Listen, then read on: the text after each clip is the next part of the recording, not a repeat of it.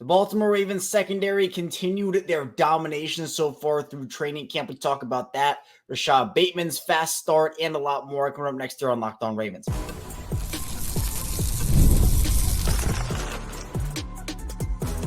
You are Locked On Ravens, your daily Baltimore Ravens podcast.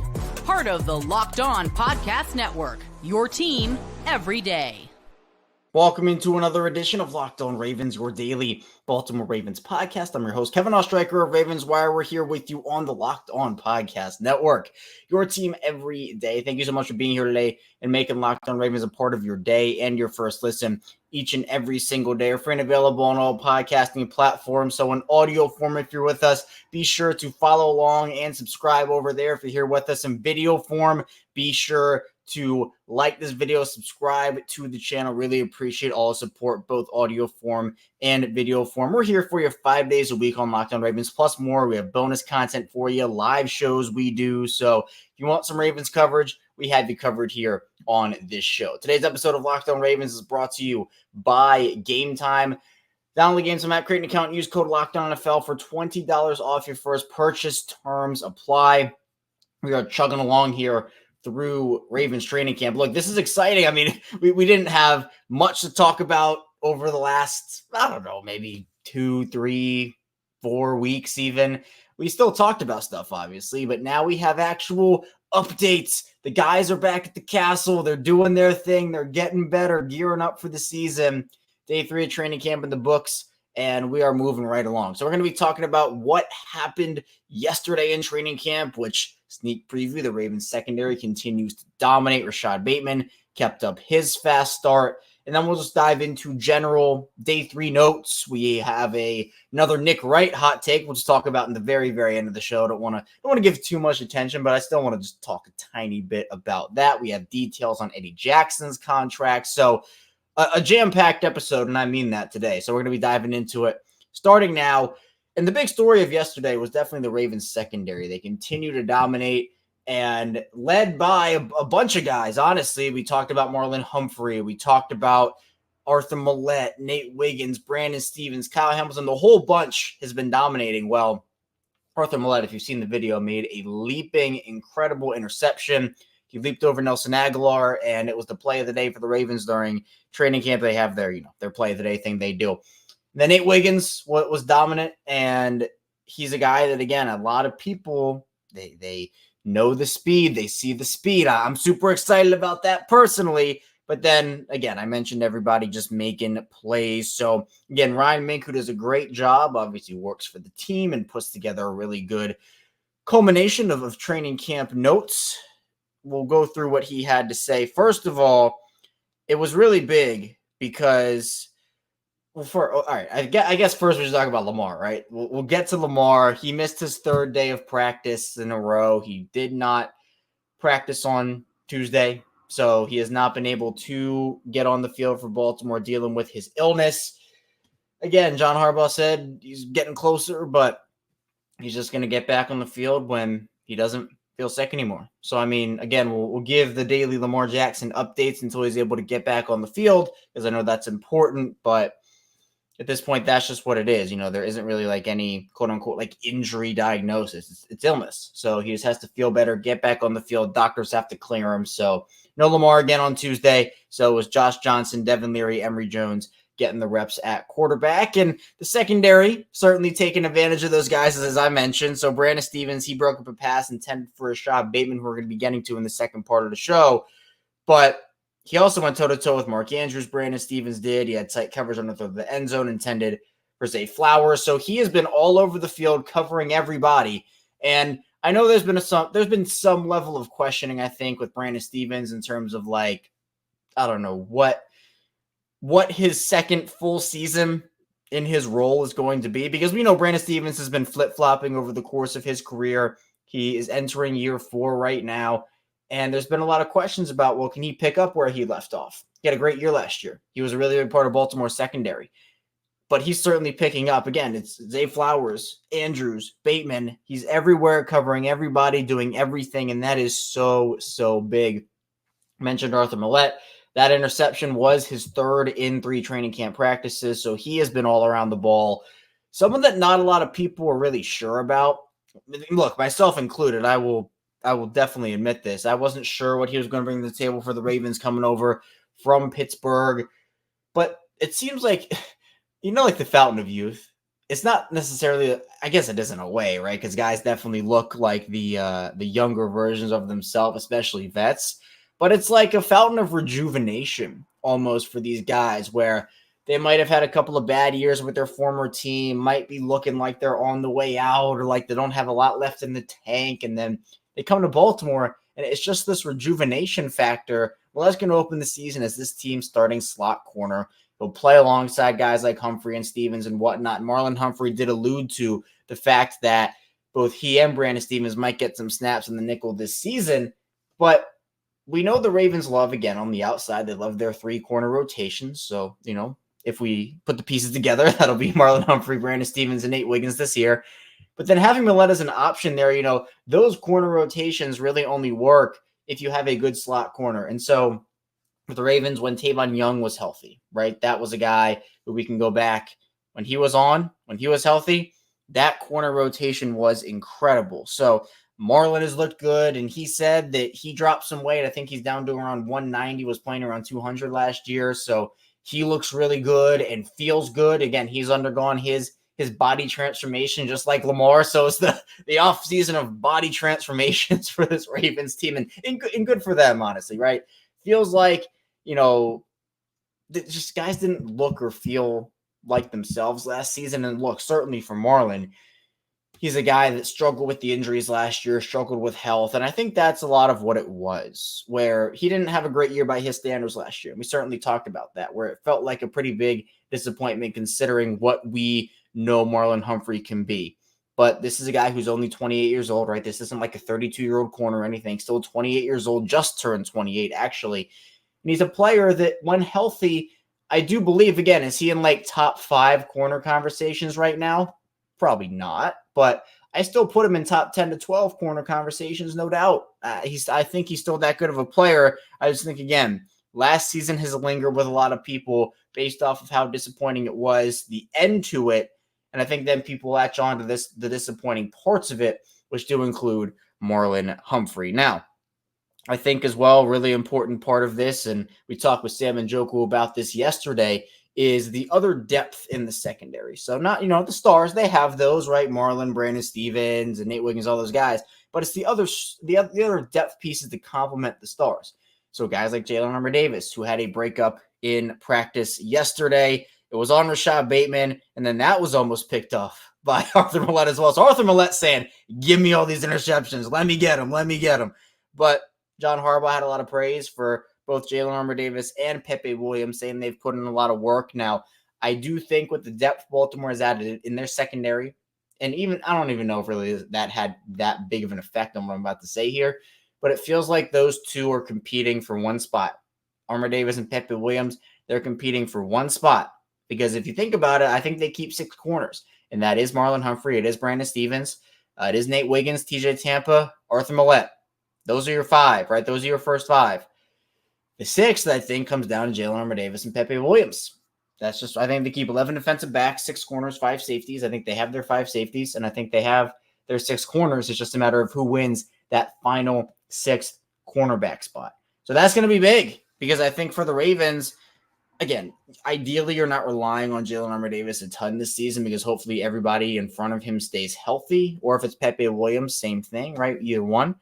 But it's good to have the quality depth and guys that can stay healthy, because both Armour-Davis and Pepe Williams, those guys have been pretty snake-bitten with injuries over the course of their careers. And look, this Ravens secondary domination goes back, all 3 days here. Eddie Jackson got a pick yesterday that would have been a pick 6. Wiggins, everybody's flying to the football, flying around the football. And look, does it help that Lamar's not there? Probably, right? I would probably say so. But the defense is doing what they're supposed to do. They're taking advantage. And again, when the pads come on, we're going to start to see a lot of things change, and there's going to be a different dynamic to practice. But early on, we cannot deny what this secondary looks like on paper. I do believe this is the best secondary in the NFL. And that is based off of star power, that is based off of depth, that is based off of name, that is based off of everything that goes into it, the versatility, young, old, veterans, whatever it may be. To me, they're the best secondary in the league, and they're certainly acting like it, as they should, because for this team, they're going to need it. The pass rush is a little uncertain this year, right? We don't really know. We'll talk about this a little more in the second part and the third part of the show with how some of these pass rushers have looked, because apparently, let me tell you, Rafael and David Ajabu, they're looking really good right now. But if those guys struggle early on, or if there's not a rhythm pass rush-wise, you know what can help with that? Secondary. Covered sacks. Getting guys uncomfortable. That helps, because a pass rush and a secondary, they can be married together in so many different ways. So I think it's an incredible sign that the Ravens secondary is doing this, that it's not just one or two guys, that you see everybody making an impact here, and hopefully they can continue that. But the defense also, they had a ton of moments. Doesn't mean some offensive players didn't have their moments as well. Coming up in the second part of the show, we'll talk about Rashod Bateman, who is keeping up his fast start to training camp. Stay tuned, we have a lot to get to here on the show.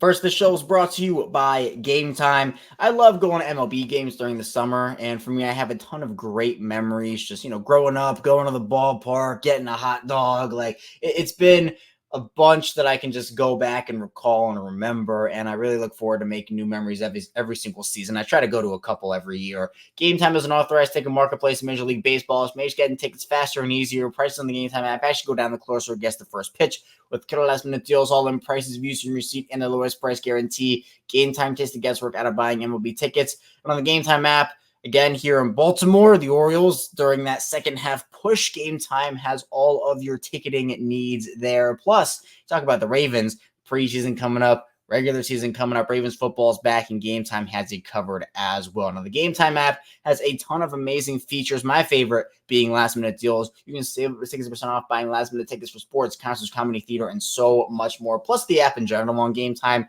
it's easy to navigate. It's not confusing. It's actually really easy to use in general. And other features include flash deals, zone deals, all-in pricing, seat views, lowest price guarantee, Gametime ticket coverage, and so much more. Take the guess. We're going to buy MLB tickets with Gametime. Down the Gametime, create an account. Use code LOCKEDONNFL for $20 off your first purchase. Terms apply again. Create an account. Redeem code LOCKEDONNFL. Spell LOCKEDON for $20 off. Download Gametime today. Last minute tickets, lowest price guaranteed.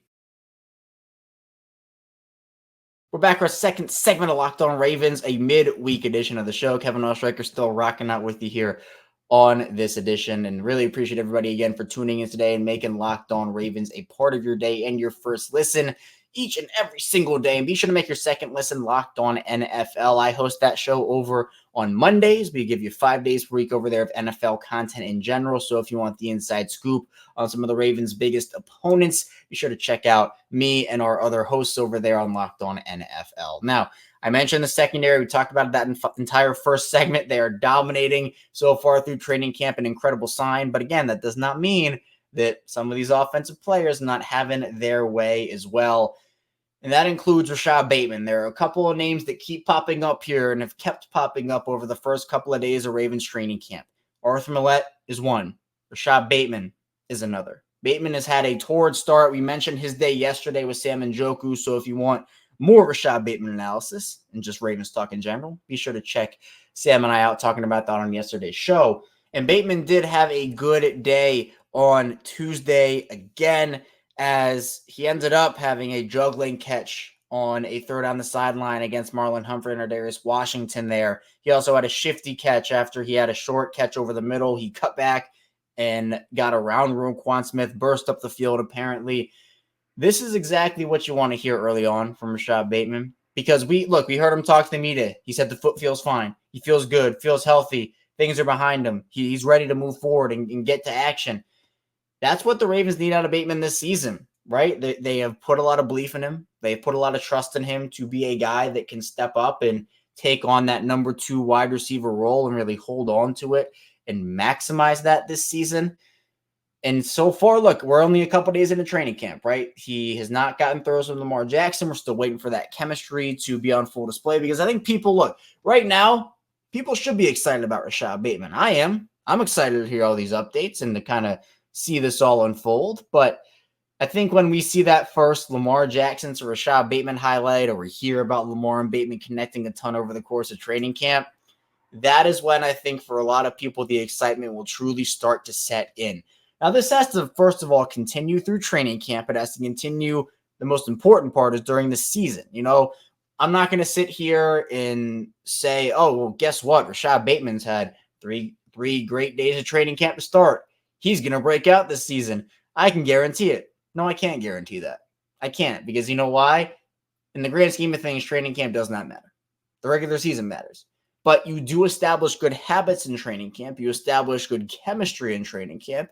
You establish a lot of different things that, again, does it win or lose you a Super Bowl? Probably not, but it can help you get there. It can help you establish good things.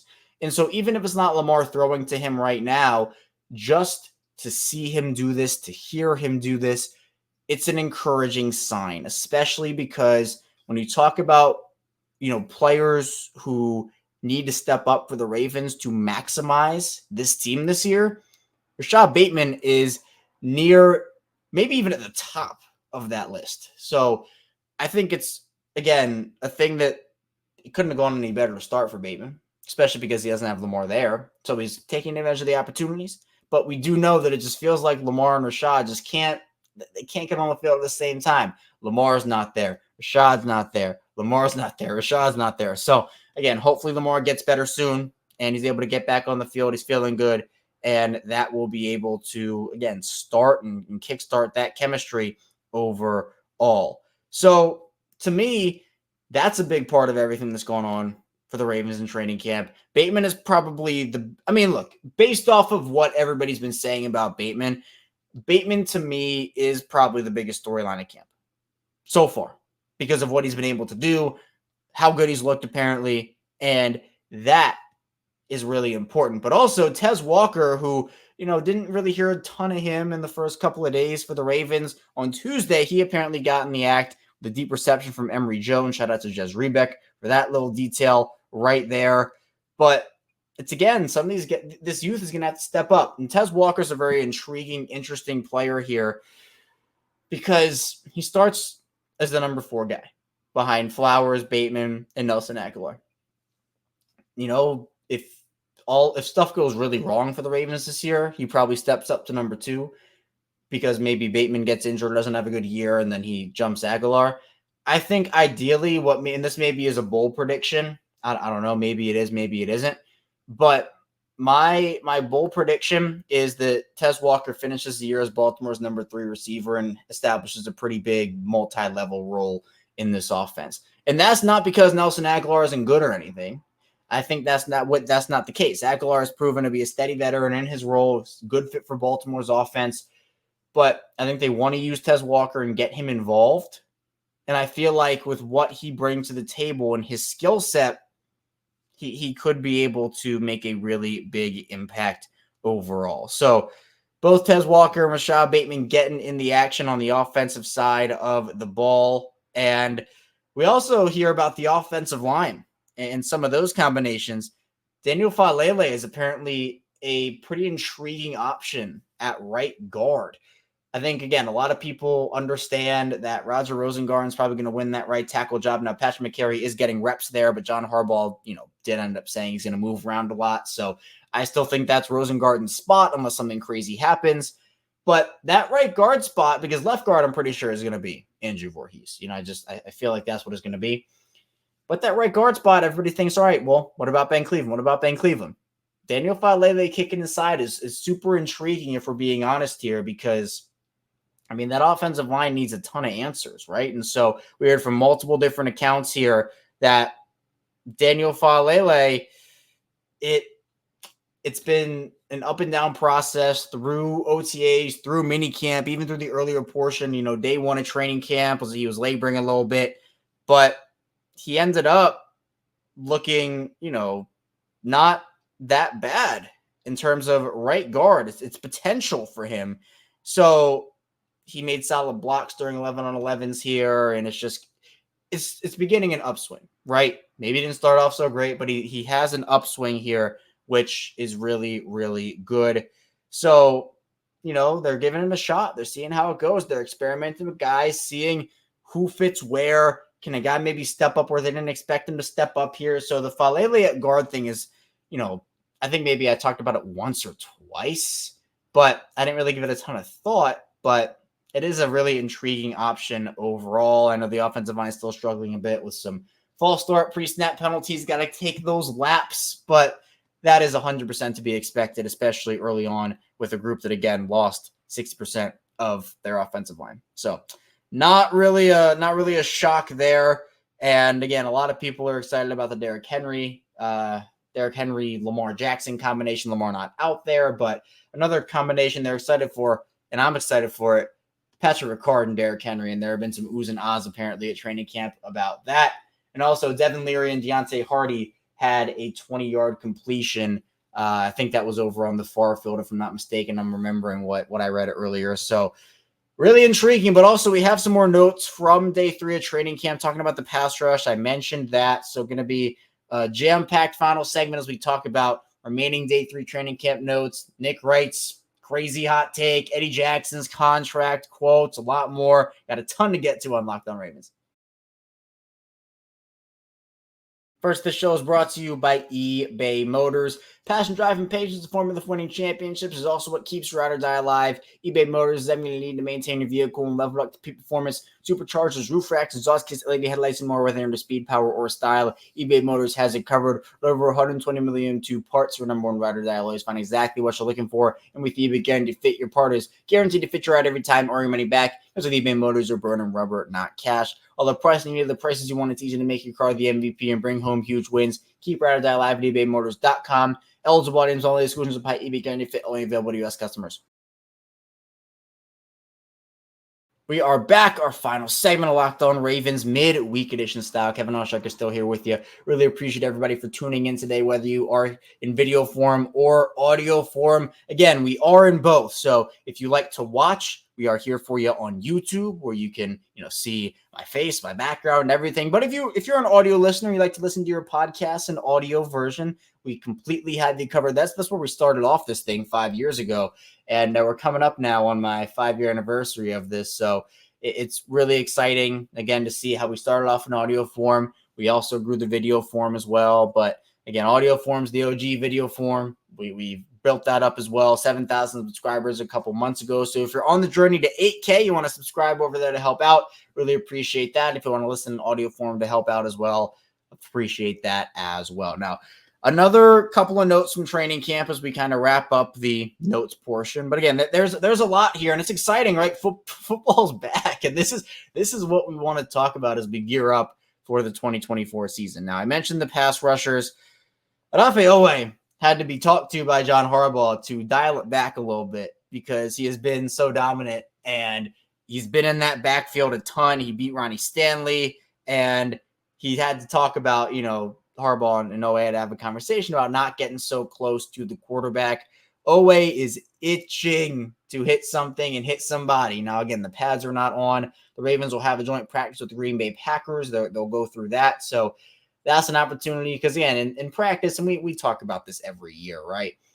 You're going up against your own guys every single day in practice. It can get a little stale. And I'm sure as we get further and further into the offseason, there will probably be some chippiness. There always is every offseason, every training camp between Ravens players. But then you also, once we get to the Packers joint practice, all that, there will probably be a lot more of that as well. But Oweh, by all accounts, again, as we've heard throughout these first 3 days of training camp, has been all over the field, just destroying blocks. And again, it's a different dynamic when you have pads on versus when you don't, particularly on the offensive line. So when the offensive line gets their pads on, when everybody gets their pads on, we're going to see a little bit more of truly how this team looks.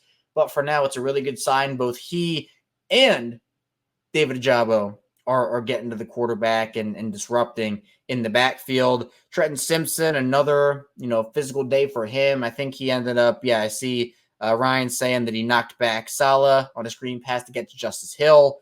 Kyle Hamilton is doing Kyle Hamilton things.